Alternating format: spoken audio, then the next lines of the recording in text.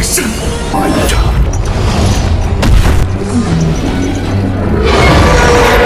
Awal film mempersembahkan sebuah legenda bahwa zaman dulu ada sebuah aliran bela diri misterius yang mampu mengendalikan naga. Aliran tersebut dikenal sebagai sebuah sekte bernama Siwu. Sekte Siwu telah berhasil menyegel seekor naga ke dalam sebuah jurang dasar bumi yang dalam.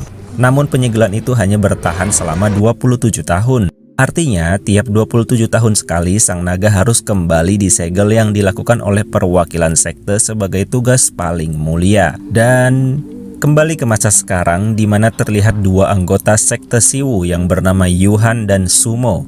Yuhan adalah anak pemimpin sekte sedangkan Sumo adalah seorang murid yang disukai oleh Yuhan. Sumo awalnya adalah anak yatim piatu yang dibesarkan oleh pimpinan sekte sejak kecil. Sekarang ini, Yuhan diam-diam telah mencuri sebuah token yang merupakan tanda seorang anggota diberi misi untuk kembali menyegel naga, karena tahun ini adalah tahun kebangkitannya. Namun sebenarnya token tersebut adalah hak dari seorang murid senior bernama Yan Suo. Intinya, Yuhan mencuri token dari kamar ayahnya karena ia ingin Sumo yang mendapat tugas mulia tersebut. Saat ini mereka berencana untuk makan malam, namun sang pemilik resto mengusir mereka karena ia takut akan kehadiran seorang jenderal sakti bernama Zhenlong yang kabarnya akan melewati daerah ini. Namun semua sudah terlambat, tanda-tanda kedatangan sudah terlihat. Sang pemilik resto hanya bisa mengingatkan agar jangan menatap langsung mata sang jenderal, lalu ia langsung lari bersembunyi. Dan benar saja, pintu tiba-tiba terbuka lalu terlihat sekelompok orang berbaju putih yang merupakan anak buah sang jenderal bertopeng misterius yang konon akan datang saat kebangkitan naga semakin dekat.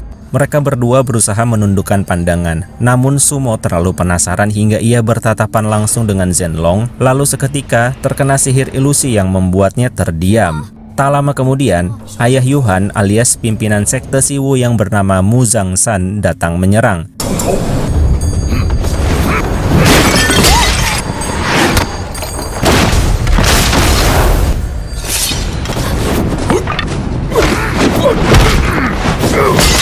Namun sayangnya, saat terpojok, Jenderal Zhenlong kembali menghipnotis Sumo hingga ia menusuk pimpinannya sendiri.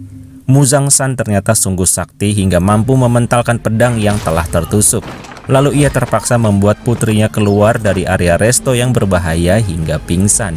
Singkat cerita, beberapa saat kemudian, Yan Suo berhasil menyusul. Namun di sana yang terlihat hanyalah Sumo yang terbaring dengan pedangnya yang berlumuran darah. Apasnya lagi, kesaksian pemilik resto mengatakan bahwa ia melihat Sumo menusuk Mu Zhangshan. Dari kejadian tersebut, setelah sampai markas, seluruh anggota sekte Siwu berpikir bahwa Sumo bekerja sama dengan Zhenlong untuk mencelakai Mu Zhangshan. Mereka pun tak peduli atas penjelasan Yuhan bahwa Sumo saat itu sedang terhipnotis. Ditambah lagi, para anggota berpikir bahwa Sumo lah yang telah mencuri token kehormatan untuk menyegel naga. So, setelah itu Yuhan buru-buru ke penjara markas lalu membebaskan Sumo dan menyuruhnya pergi ke wanita sakti serba tahu bernama Xiangli untuk mencari fakta apa yang sebenarnya telah terjadi. Singkat cerita, Sumo berhasil menemui Xiangli, namun di situ sang wanita mengatakan jika ingin tahu yang sebenarnya, maka Sumo harus pergi ke Pulau Jiuyu, di mana sang naga yang disegel akan bangkit saat gerhana bulan. Namun tak hanya itu, Sumo juga disuruh ke sana bersama seorang ahli pedang bernama Heku dan ia harus mencarinya. Sumo pun segera pergi melakukan pencarian dan perjalanan hingga akhirnya ia bertemu dengan Heku yang dalam keadaan mabuk sedang bertarung di arena.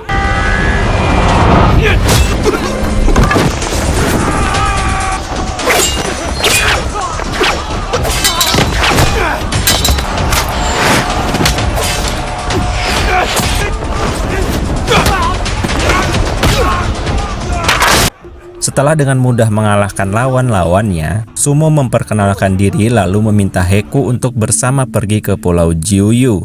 Awalnya Heku tak menanggapinya, namun setelah Sumo mengatakan bahwa ia diutus Xiangli, Heku pun seketika langsung terdiam seolah menyetujuinya.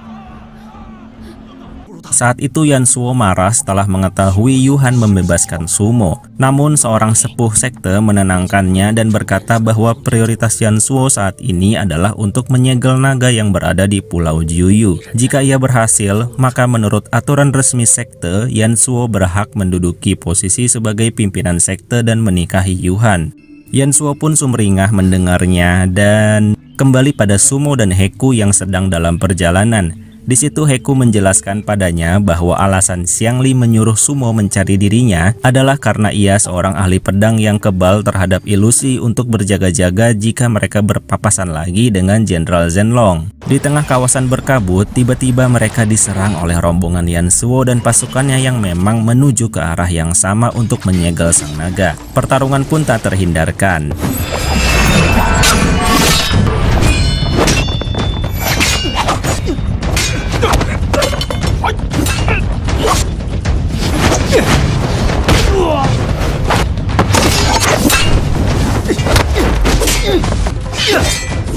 Hingga tiba-tiba Yuhan mengerang kesakitan karena tiba-tiba muncul gelang misterius di tangannya. Saat itu sesepuh melihat dan ia berkata kalau Yuhan sudah ditandai oleh Jenderal Zhenlong untuk dijadikan pengantinnya. Lalu sang sepuh juga berkata bahwa Jenderal Zhenlong mampu memanfaatkan energi dari proses kebangkitan naga untuk memulai terornya. Jadi satu-satunya solusi adalah mereka harus segera menyegel sang naga sebelum seluruh rantai lepas dari sang naga agar Zhenlong kehilangan kekuatannya. Dengan demikian mereka semua memutuskan untuk berdamai sejenak dan bekerja sama untuk menuntaskan misi. Perjalanan bersama pun dimulai hingga mereka tiba di perkotaan sebelum Pulau Jiuyu. Tanpa waktu lama, malam itu mereka dihadang oleh Jenderal Zhenlong dan pasukannya yang tentu saja ingin merebut Yuhan. Pertarungan kembali terjadi dengan sengitnya.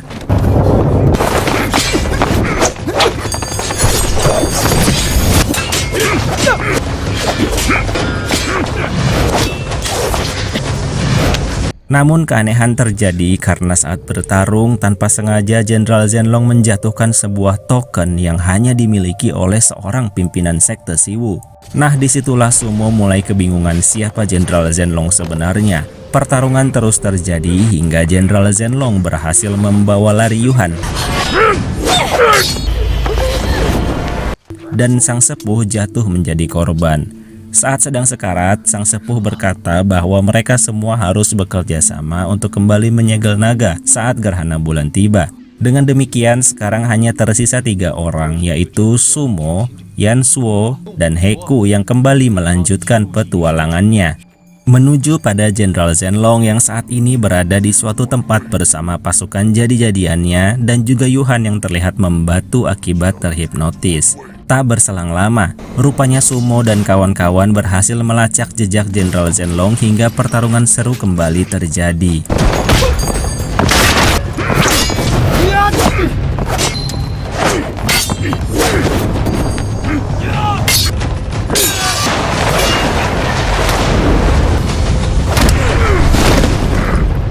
Karena sudah punya pengalaman sebelumnya, akhirnya mereka berhasil mengalahkan Jenderal Zhenlong.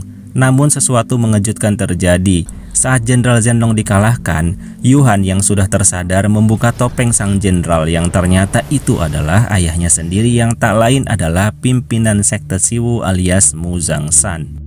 Sang ayah menjelaskan bahwa setelah ia mengalahkan Jenderal Zhenlong sebelumnya dan membuka topengnya, ia lengah dan tanpa sadar sudah dirasuki oleh topeng misterius tersebut.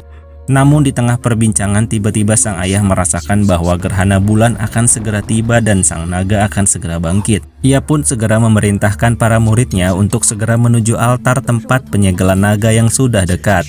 Ia juga sambil berkata bahwa sebenarnya ada rahasia mudah untuk menyegelnya, yaitu seseorang harus memakai topeng Jenderal Zhenlong di depan altar untuk menjadi tumbal. Namun Sumo tak mau mengorbankan siapapun dan ingin mencoba cara lain tanpa harus ada yang dikorbankan. Singkat cerita, sesampainya di sarang penyegelan naga, tiba-tiba Yansuo tersayat sebuah kipas yang berasal dari sepuh yang ternyata masih hidup dan sebelumnya berpura-pura mati. Rupanya selama ini sang sepuh terobsesi oleh kekuatan naga dan sudah menunggu kebangkitannya agar bisa menyatu. So dengan demikian, sambil melakukan beberapa jurus, ia menjatuhkan diri hingga memberi energi dan menyatu dengan sang naga yang perlahan bangkit dari dasar jurang. Setelah rantai semua lepas dan bangkit sepenuhnya, sang naga langsung menghajar semua orang di sana, hingga semua terpental tak berdaya.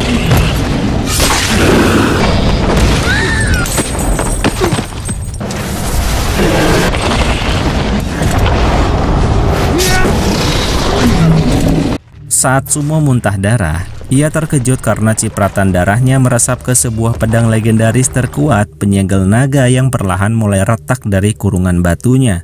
Tanpa waktu lama, kekuatan pedang yang luar biasa mulai ia gunakan hingga sang naga kewalahan.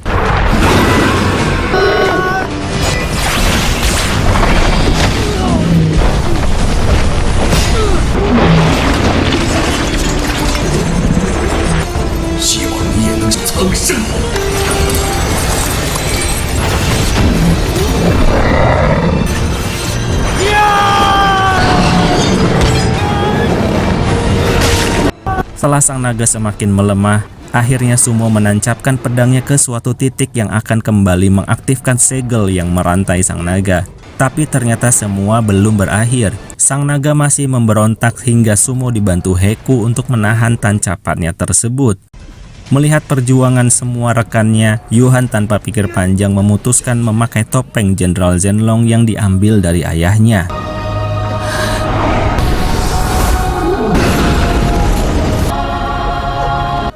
Namun sayangnya, Yuhan juga tersegel dan berubah menjadi batu di sana. Sumo dan Heku pun bersedih, namun apa daya, itu adalah pilihan Yuhan. Dan yang terpenting, sang naga berhasil disegel agar bencana tak terjadi pada kehidupan manusia. Dengan demikian, film pun berakhir. Pada suatu hari, di sebuah puncak gunung terlihat seorang master pembasmi siluman yang dikenal dengan nama Guru Tian Xuan sedang berhadapan dengan raja segala siluman yang merupakan seekor naga buas bernama Li Long. Sang master terpaksa turun tangan demi kedamaian umat manusia karena para pembasmi siluman lain sudah banyak yang menjadi korban. Kekuatan sang naga luar biasa hingga rantai suci milik Guru Tian Xuan pun belum maksimal melumpuhkannya. Pertarungan hidup dan mati terus berlanjut hingga akhirnya sang guru mengeluarkan teknik andalannya, yaitu jurus tapak suci pemusnah siluman.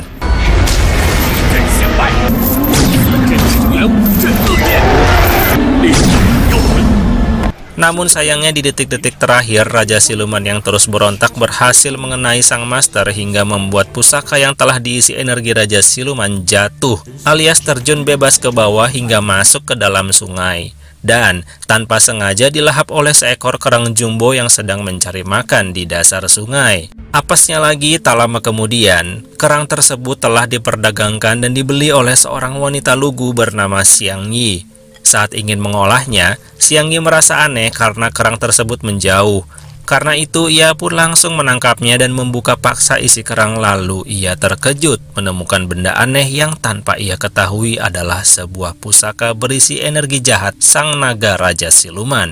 Xiang Yi pun menyentuhnya hingga menyebabkan energi Raja Siluman terbebas, lalu dengan ganas merasukinya. Dan singkat cerita, beberapa tahun telah berlalu. Malam itu di desa Yunmen terlihat seseorang sedang berjalan di antara tubuh manusia yang sudah tak bernyawa. Kejadian mengerikan tersebut disebabkan oleh siluman yang mengamuk dan beritanya telah menyebar hingga ke desa sekitarnya.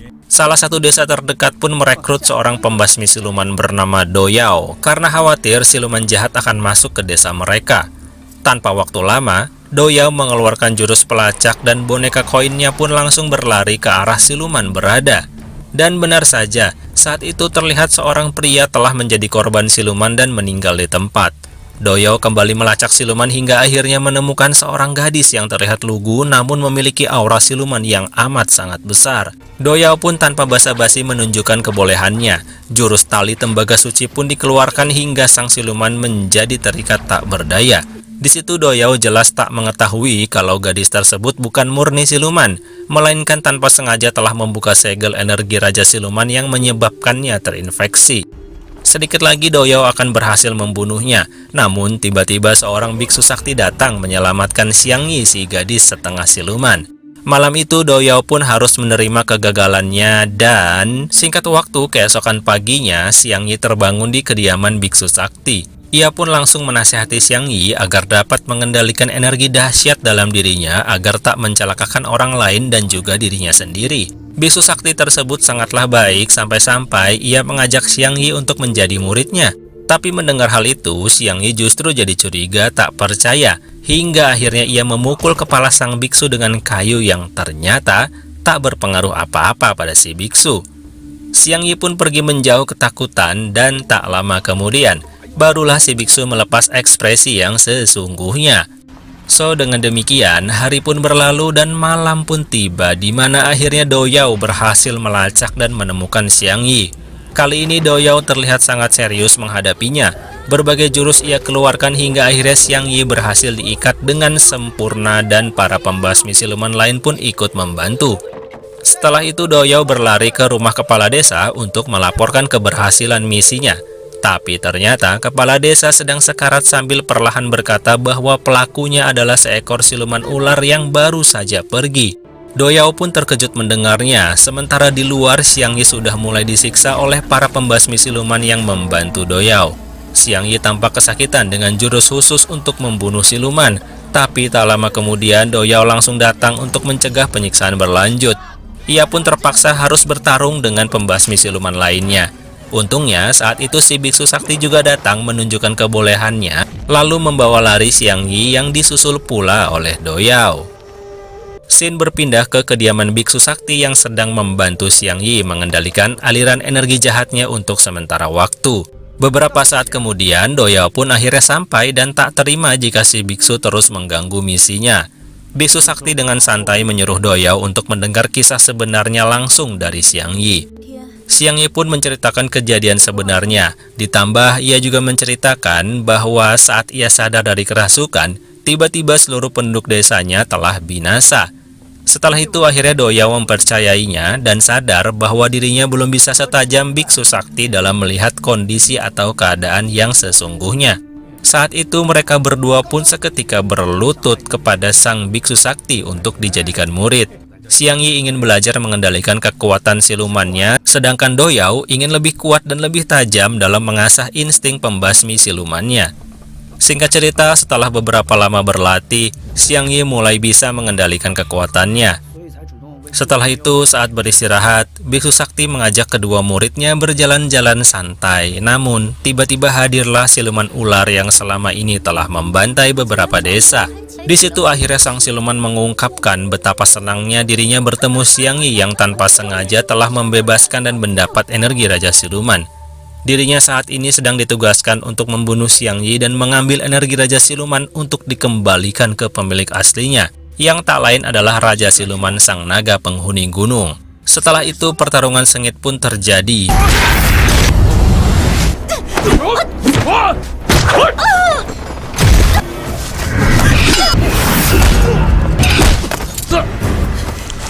Mereka pun memutuskan untuk berpencar. Namun, liciknya siluman ular justru kembali mengincar Doyao dan Xiang Yi yang terpisah dari sang biksu sakti.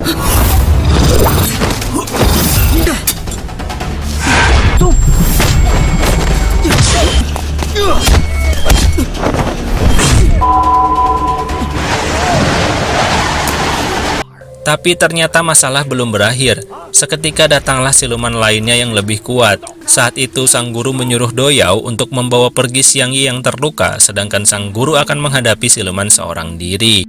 Doyao pun terpaksa pergi, sementara sang guru ternyata memperlihatkan ekspresi yang sangat tegang saat didatangi oleh sang siluman. Singkat cerita, setelah berlari meloloskan diri, malam itu Doyao dan Xiang Yi beristirahat hingga pagi pun tiba dan mereka kembali ke kediaman sang guru. Ternyata di sana sudah ada pembasmi siluman lain yang merasakan bekas energi jahat. Sesaat kemudian Doyao pun menyadari sebuah pesan yang terpahat di pohon yang mengisyaratkan bahwa guru mereka sudah menjadi sandera di desa Yunmen. So tanpa buang waktu, mereka bertiga pun segera berangkat ke desa tersebut dan benar saja. Sang guru telah terperangkap oleh sosok siluman kalajengking yang terlihat lebih sakti daripada siluman ular sebelumnya. Terlihat saat bertarung, sang siluman mampu menghadapi 3 orang sekaligus.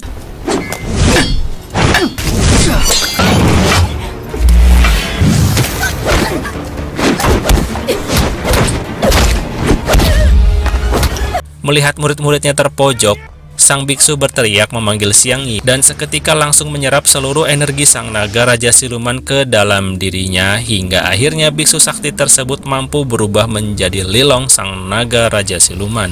Tapi untungnya sekarang sang Raja Siluman berpihak pada Doyao dan kawan-kawan. Ia membantu menangkap siluman kalajengking hingga akhirnya Doyao bisa dengan leluasa mengeluarkan jurus pamungkasnya dan menyegel ruh dari siluman hingga tubuhnya binasa. Tapi sayangnya, walaupun sakti, tubuh yang sudah berumur tak mampu bertahan lama menampung energi siluman hingga sang biksu pun jatuh tak berdaya. Lalu berpesan pada Doyao jika tak ingin ada manusia yang menjadi korban lagi, maka Doyao harus ke Gunung Taiwu yang merupakan sarang para siluman. Tak lama kemudian sang guru pun meninggal setelah sebelumnya mengembalikan energi Raja Siluman kepada Xiang Yi. So, dengan demikian mereka bertiga pun langsung berangkat ke Gunung Taiwu dengan dipenuhi amarah untuk membasmi seluruh siluman di sana. Singkat cerita, setelah sampai di puncak Gunung Taiwu, rupanya di sana berdiri Guru Tianxuan yang ternyata sejak awal menipu orang-orang yang menganggap dirinya sebagai pembasmi siluman yang handal. Padahal Guru Tianxuan ingin mendapatkan kekuatan seluruh siluman. So, sekarang Guru Tianxuan telah berhasil membantai seluruh siluman, mendapatkan energinya, dan memiliki wujud siluman yang sangat kuat. Seketika Guru Tianxuan membawa mereka teleportasi ke sarangnya di sebuah gua. Di sana, ia juga mengungkapkan bahwa saat ini dirinya tinggal mengambil energi Raja Siluman dari Xiang Yi agar dirinya bisa menjadi yang terkuat. So, dengan demikian, pertarungan tak seimbang pun tak terhindarkan. Hingga akhirnya salah satu pembasmi siluman harus meninggal di tempat. Setelah itu, Xiang Yi pun mencoba menyerang, namun ia justru terdesak dan sang siluman berhasil mengekstrak energi Raja Siluman yang sekarang membuatnya menjadi siluman terkuat di bumi. Di saat-saat paling genting itulah, akhirnya Doyao berhasil membangkitkan kekuatan terpendamnya berupa jurus pedang raksasa pembasmi siluman.